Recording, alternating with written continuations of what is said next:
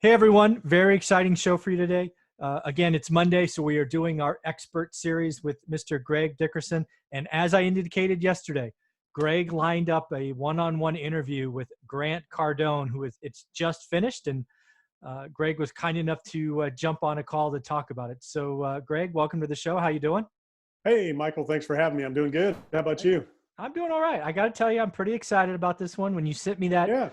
text or message or whatever it's called these days, I'm like, oh, Greg's got some clout.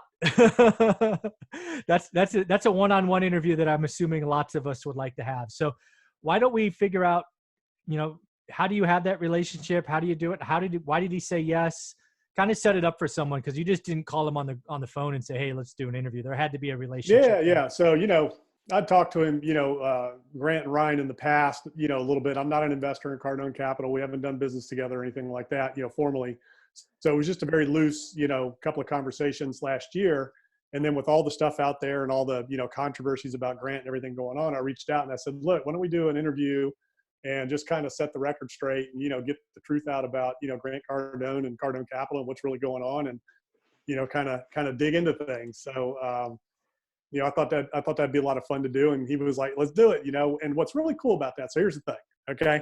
You can tell if somebody's got something to hide. And I didn't think he did, right? I understand Grant's business at a very intimate level, and it's just a different level. And a lot of people just don't understand what it is. So, when I reached out to him, he had no idea what I was going to do. And he agreed right away. He didn't hesitate. He didn't say, what are you going to say? What are you going to do? And even today, when we got on, we'd never actually met. We've only, communicated, right? And, got on today. And I mean, I could have set him up and said anything, done anything. I mean, so, there's a guy that's got absolutely nothing to hide. He came right out. He was ready for whatever I had to ask him, So that was pretty cool. Very cool. Yeah. So let's just get it out here. We'll say it again at the end, but where can people find this interview once it's uploaded? I know there'll be a little bit of a thumbnail created and upload the video. So do you expect that to be up and available today, Monday, or maybe Tuesday?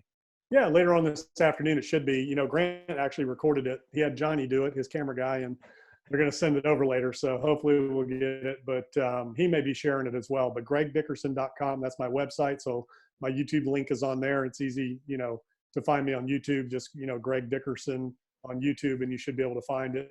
Yeah. But it'll be up there later. Yeah, I will make sure I enjoyed it. Yeah, good. I will make sure I put the first link, that the link in the description will be your YouTube channel, because you will get a lot of views and subscribers. If you click on the link here, and then, because my video may be up sooner, if this video is up sooner, just subscribe so you get notified when it's there. I will be watching it once it comes out, because again, I trust you. I know you. You're not gonna cower from anybody. You have no reason to.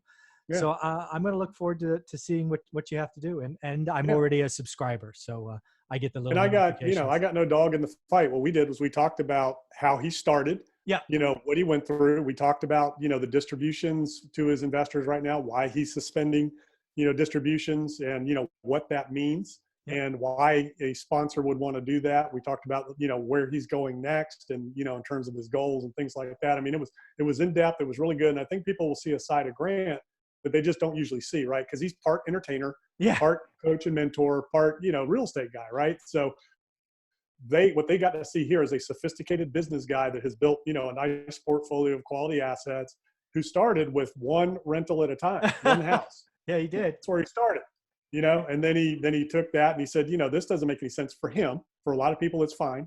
For him, it didn't make any sense. So he went to the apartments and he bought, 3 or 4 of those and sold them. And it's interesting because he talked about, and I'm going to tease your audience. He talked about the biggest mistakes he made and what he would change if he could do it all over again. And you guys have to wait. I'll give you one exclusive. So the biggest thing that he would change going back is he said, I would never sell anything. I would have refied it, pulled my equity back, and held on to everything.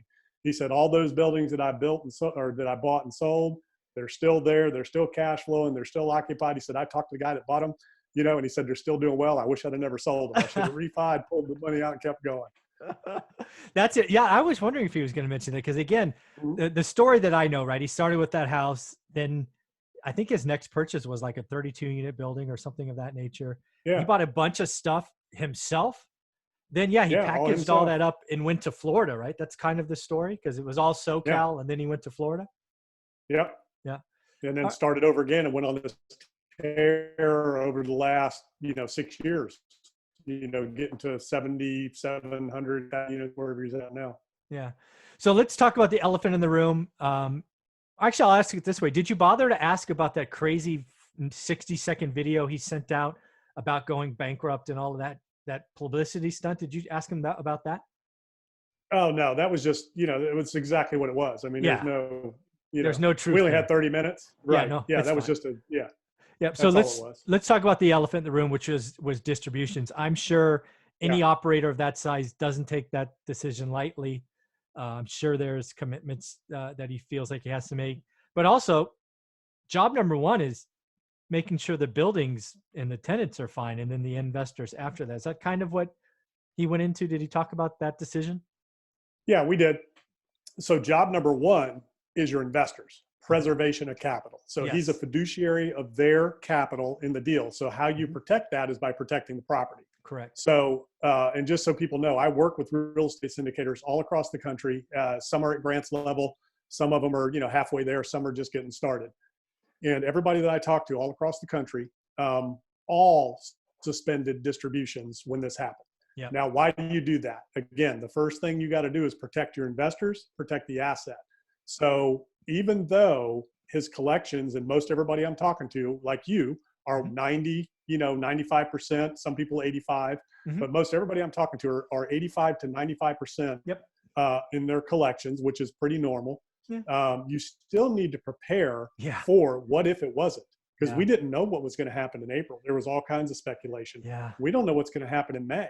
I think you might see a little bit more of a downtrend in May with some assets, but so you don't know. So as an operator, you've got to anticipate, wait a minute, I may not have reserves for who knows, or I may have to go negative for who knows how long. Now, when somebody suspends distributions, that doesn't mean you never get it. What that means, it's just deferred. The payment still gets paid. It's just deferred. So if you didn't get your 6%, preferred return, which is what he offers this month, your distribution, and he suspends it for 3 months, where you're going to get, that accumulated amount 3 months down the road. You will get it all back. So it's not like you're never going to get it, and you'll probably all get it in one lump sum, depending on how well this goes. So it's a normal thing. It's a prudent thing. Real estate operators are doing it. Companies are doing it. Companies that pay dividends on their stocks, suspended dividends. So it's a very prudent thing to do right now, because there's so much uncertainty. You just don't know what's going to happen. It made total sense. Again, fully, every syndicator that I've spoken with, like you said, is stopped it. I would say that the communication level is different styles, different efficiencies, different lingo, language. Did he talk about, hey, he wishes he did it differently or any of that? Because I don't think his little 200-word email was all that great. No, I mean, he's had phone calls, right, with his investors. Okay. So, you know what I mean? So, I mean, that's what people don't see. So that note was just one thing. Then there was a phone call immediately following up. And he said he's got, thousands of investors, 700 something of them, attended the call, or however many it was. People don't care. I mean, only like a third of his investors even got on the call. They know what's going on. Yeah. So that's the other thing that we didn't talk about it, but because, I'm not trying to pitch Grant. I'm just trying to talk about the business, right? And help people understand what real estate syndication is at that level. And more importantly, what he does is different. He has a fund. So he has a recapitalization play. So he buys the deals himself, then he recapitalizes that investment that he's made with investor money. Then he goes and buys another one. Right. So that's what he's doing, just recapping the deals, which is a perfectly, great strategy. It's legit. It's the best way to grow and scale. And that's what I help people do. I coach people and teach them how to do this. So it's just a different level, because it does require, so this is for everybody listening, it requires serious disclosure, disclose. So every step of the way, if you go on Cardone Capital, and I would encourage everybody to do this, go into Cardone Capital, sign up. The first thing you see everywhere is, hey, real estate is speculative. What we do is speculative. You can lose your money. Do not invest more than you can afford to lose. And when you start reading the operating agreements and the subscription agreement, where you actually have to release the funds, you have to click a button that says, I have consulted with my attorney and financial advisors about this investment. You have to certify that you've done that. Yeah. So anybody who says, I didn't know this, or I didn't know that, I mean, it's just ridiculous. You know, it's just silly, because anybody who syndicates a deal, this is a filing with the Security and Exchange Commission. You have to have all these disclosures. People have to sign them. They have to, number one, if they're accredited, they have to certify they're accredited. Number two, if they're not, they have to certify that, you know, what I'm investing is not more than 10% of my liquid assets. And then number three, you have to say, I've talked to my attorney and my investment advisor. They've reviewed the documents, and you got to click a button saying that you did that. And for anybody out there, if you're going to invest $5,000, $10,000, $100,000 in a deal or more, you know, spend $500 on an SEC attorney to review the documents before you invest. It's only going to cost you $500, maybe $750, you know, to review those documents. So, you know, if you're going to throw $5,000 at something, you certainly should spend $500 having it reviewed before you do that, so that you fully understand the documents and the operator and all that. So we didn't get into all that, you know, because that's an easy conversation. You just go on his website and sign up. Yeah, very cool. So I'm curious. I don't know if you had time with only a half hour. Because obviously he's kind of in the throes of it right now, right? Protect, protect, protect. But he has a mindset of getting bigger after this. Yeah. He's at 7,700 now. He's talking about being, you know, 10x that, or 20,000 or whatever it is. Did you have a chance to talk about, you know, how he's going to take advantage of this environment that we're in? Yeah, and it might be different than what people think. So Okay. he did have about $300 million worth of acquisitions right before this hit. So they, you know, tabled that, obviously, for obvious reasons. Sure. Mainly because the lending environment is so fickle right now. And, you know, with rates going up and down, the deal may or may not have worked. Right. So what he's doing now is, so when you get to Grant's level, okay, and just so people know, he's got, you know, 7,700 units or whatever. He's not even in the top 100 yet. So, you know, there's multifamily operators out there with, you know, 20, 50, 180,000 units. So when you go start searching multifamily property owners, you know, and get on Multifamily Executive, you know, Multifamily News, those websites, and see the list of them. I mean, I think the number one's 180,000 units. Oh, And, you know, yeah. So he's not even on the radar yet, right? So what he's doing is he's building this portfolio to become a target for a bigger REIT, a bigger operator. The value add that he's doing is in accumulating assets in a portfolio where somebody can move several $billion at one time, 10, 20, $50 billion. That's where he's working towards. So that's a different value add play than just buying one asset, adding value and moving it. So when you're at that level, you know, you become known. So what happens is the REITs and the Blackstones and those guys, you have relationships with them. And when they're pairing their portfolios, which they do because they have mandates, you know, every so often they're in the southeast region of Florida, southwest region of Florida, they need to exit that and they need to move over here. They'll peel off 20,000 units. So they'll call Grant and they'll say, hey, Grant, we got these 20,000 units we're going to peel off. Do you want them? You know, so that's one strategy. Another one is he got a guy that called him and said, look, we have 1,500 units we need to move, but here's the deal. We'll give you the deal if you buy it sight unseen without going through the units, because you can't get in there right now. He said, but if you're willing to do that, it's yours. So, you know, he knows the asset, he knows the market. He's strong enough from a portfolio standpoint to be able to make that decision without walking the property sight unseen, you know, which you and I would buy, you know, or, you know, people listening would buy any number of properties sight unseen, right? We're that confident. So when you get to that level, it's the same thing. Yeah. So that's kind of how with those types of deals. So it's not necessarily distress, because we're not there yet. No. You know, anybody who's in distress, I mean, it's going to be a year before they actually have to give up. You know, you can hold on to these assets, you know, for 6 months to a year before it becomes a real problem, you know, because the banks, they don't want to have that conversation. They want you to work through this. They want you to get through this. Yeah. And by the way, when you call a bank, if you are in trouble and say, hey, I'm in trouble, they're going to say, well, have you suspended distributions? Don't pay your investors. You know what I mean? So that's the first thing a bank's going to say when you call them. But so that's the strategy of how he's going to get to that. And again, he's going to get there by being known, right? He's a known operator, but he's very visible, right? Yeah. So when somebody needs to sell, and you know, again, he's in like 7 locations, right? Most of them warm states. I think he has 1 or 2 in Virginia or North Carolina or something. Yeah, he just bought one up near DC and Maryland, which is a great housing market. So, you know, the Southeast is a great place to be. A lot of people are moving that way. You know, population, snow and all that. Yeah, very cool. What else? 30 minutes with Grant. What else you took away from that conversation? So we talked a lot about mindset, okay? Because as you Mm, know, it all starts with the mindset and the mindset of doing bigger deals. A lot of people just can't get there in their head to even comprehend that, man, these big deals are easier than the little deals. mm, The banks are more eager to lend. They don't scrutinize them as heavily. right. The debt is more available. It's just a different level, and it's just easier when you get to that level of the bigger deals. So we talked about that. And then the last thing we talked about was the safety of multifamily and how well it did in 2009. And we talked about those apartment buildings he owned. And I'm like, they're still there today, right? They're still Yeah. renting. He's like, absolutely.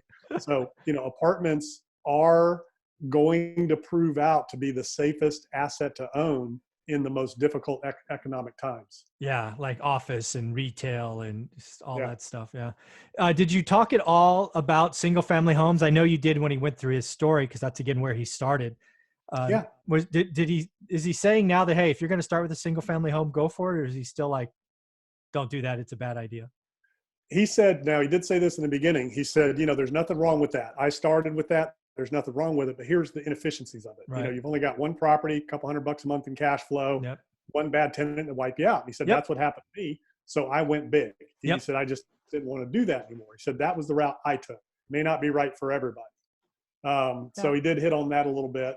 And then at the end, he asked me what I thought about the housing market. He thinks the housing market is setting up for a crash. And he asked me what I thought. And I said, right now we still have lack of inventory. We still have great housing markets pretty much everywhere.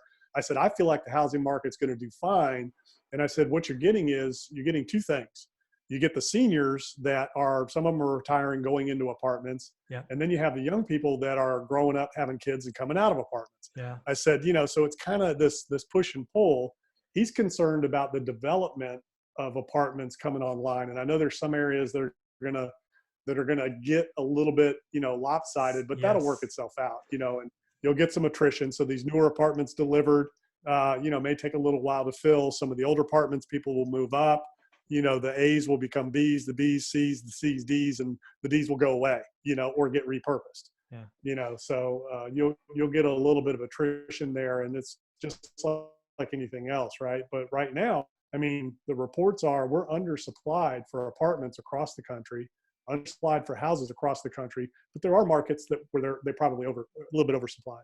Well, I mean, yeah, there's a couple of MSAs, and Las Vegas is just the screaming example, right? If there was new apartments coming online in Vegas, Mm-hmm. good luck, right?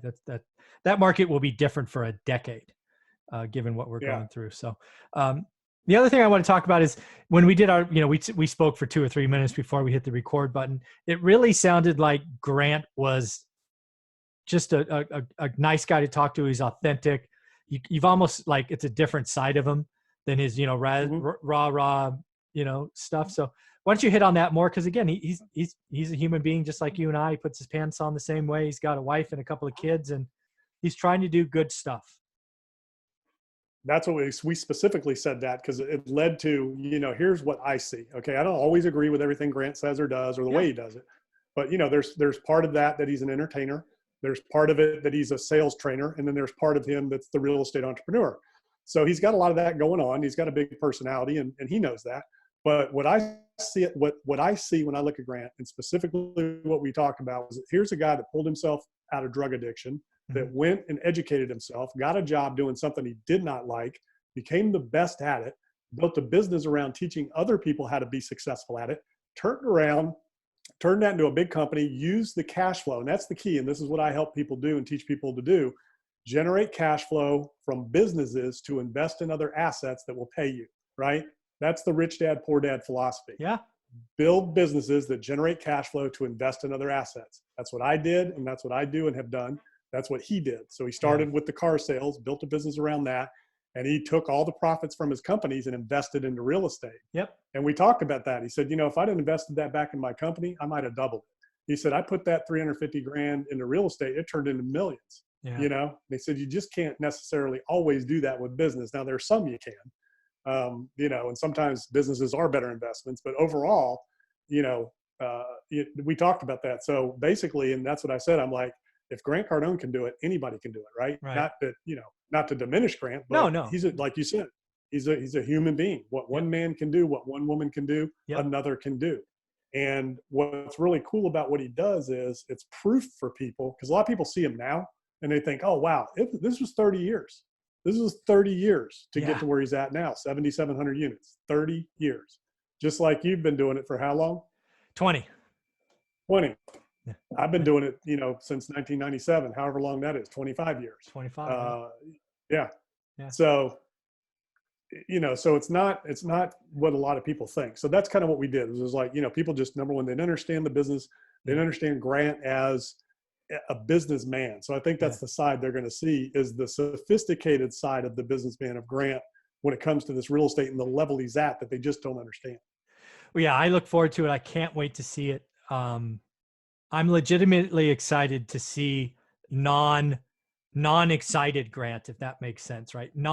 In front of the camera. Let's just have a conversation, man to man, two experienced just like guys. This. Yeah, exactly. I look forward to that conversation. Any closing thoughts? Anything you want to leave us with before we just anxiously await that video loading? Yeah, so there's a lot of noise out there everywhere about everything, right? So you don't always have to agree with what everybody does, what I say, what Michael says, what Grant or anybody else, but there's always something you can learn from everybody. Seek first to understand, be a seeker of wisdom. Look for the wisdom in every circumstance, ignore the rest. But look, if somebody is doing something that you want to do and is successful at doing something you want to do, you can do it too. So find those people, learn from them, just copy them, and you'll be there, and just ignore all the rest, because it's just noise. Yeah, I agree. There's negative news travels fast. It dwarfs positive news today. Let it all go. Stop watching the news. Get after it. Do some work. Copy successful people, and let's be stronger when we get out of this, because this will pass. That much I am sure. I can't put a date on it, but this will pass. All right, buddy. Well, thank you very much. I am very, very excited for you. This is going to be fun. Yeah, it'll be a lot of fun, Michael. I appreciate you having me today. You got it.